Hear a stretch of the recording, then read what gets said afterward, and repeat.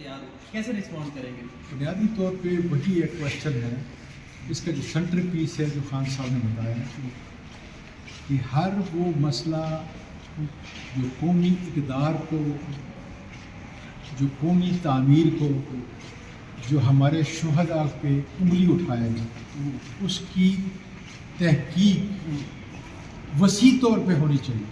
और वही हम कह रहे हैं कि जुडिशल कमीशन के ज़रिए, आज़ाद सिटिंग जज के ज़रिए कराई जाए वो तहकीक, ताकि दूध का दूध और पानी का पानी हो जाए।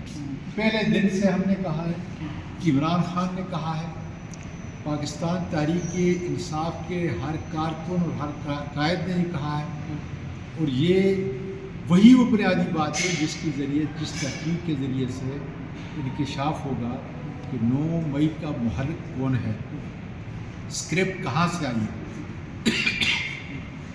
हम पे तो जुल्म हुआ है, इमरान खान को इसी तरीके से जेलों और केसों में रखा गया है, इसलिए इसकी तहकीक इंसाफ के बुनियादी असूलों की तर्जुमानी करती है।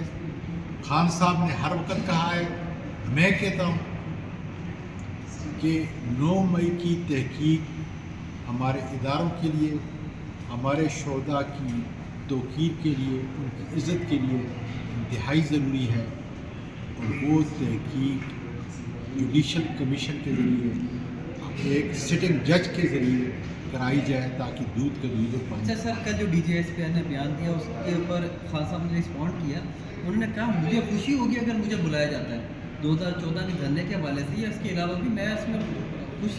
मैं वही कहता हूँ, हम सबको बुलाया जाए। खान साहब कह रहे हैं, मैं कह रहा हूँ, हम सबको बुलाया जाए, ताकि वो हक़ाइक़ कौम और मुल्क के सामने आए। और ISPR की जो बात है उसमें इतने सुकुम हैं, उसके अंदर जो है उसको अपना केस प्रूव करने के अंदर नाकामी का सामना पड़ा है। मेडिकल